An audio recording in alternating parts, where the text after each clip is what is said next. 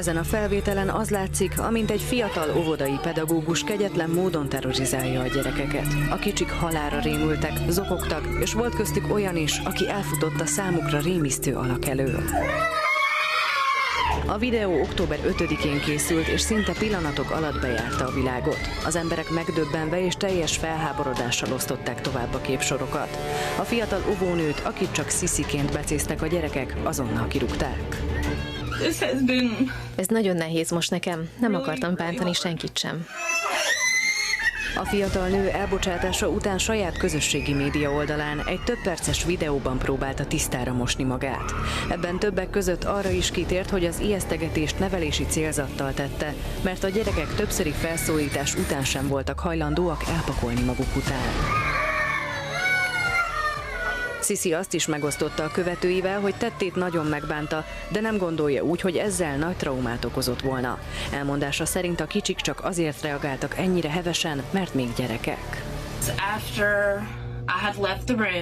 Miután kimentem a szobából, levettem a maszkot és visszamentem hozzájuk. Egyből kiabáltak, hogy itt van Sisi, mert ők így hívnak engem. És akkor valami olyat mondtam nekik, hogy Sisinek van egy szörnye, de ez már sosem fog idejönni. Nem emlékszem pontosan, de utána egyből meg is öleltek. A szakemberek szerint ez a fajta nevelési módszer teljességgel elfogadhatatlan. Többek között például azért, mert a gyerekek fantáziája ebben a korban még nagyon élénk. Ilyenkor még bármi lehet számukra félelmetes, főleg ha az egy életnagyságú, kiabáló szörnyetek. Amikor tényleg ott van valami, ami megijeszti őket, az nekik abszolút valós, tehát sokkal erősebb félelmet élnek át, mint egyébként. Tehát egy ilyen esetben, amikor direkt az a cél, hogy megijesszük a gyerekeket, az bizony egy nagyon erős és tartós félelmet okozhat a gyerekekben.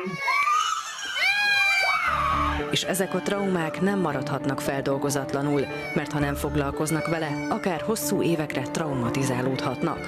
A gyermekpszichológus ezért azt mondja, hogy a szülők akár meseterápiával, vagy a többi pedagógus segítségével egy nagyobb összefogás keretében tudják átlendíteni a kicsiket a félelmeken, ha ehhez hasonló helyzetbe kerülnének. Játékos módszerekkel lehet nekik segíteni, bábozással, rajzolással, és hasonló ilyen játékos módszerekkel, hogy újra meg újra előjöjjön belőle az, ami őt foglalkoztatja ennek a kapcsán, és megszabaduljon igazából, feldolgozza ezt a félelmet. Bár idáig el sem szabadna jutni egyik óvodásnak sem.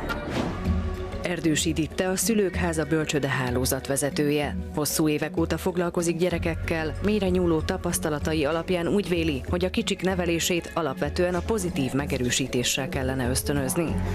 A jutalmazás és a sikerélmény legyen inkább meg. Tehát, hogy úgy csináljon valamit, hogy ennek egy pozitív kimenetele legyen. A negatív, tehát ugye nyilván ennek van negatív vonzata is, ha nincs kész, de az ne egy ijesztegetés legyen, hanem az akkor legyen, hogy ha ezt nem készíted el, akkor sajnos ez fog történni, és az neked nem fog tetszeni. A szakemberek szerint a nevelés része az is, hogy megtanuljanak felelősséget vállalni, de ezt semmiképp sem szabad fenyegetéssel elérni. És talán ez egy örök lecke a Mississippiben élő fiatal óvónő számára is, aki azóta is a szülők és környezete bocsánatáért esedezik. I'm sorry, truly, whether you believe me or not is...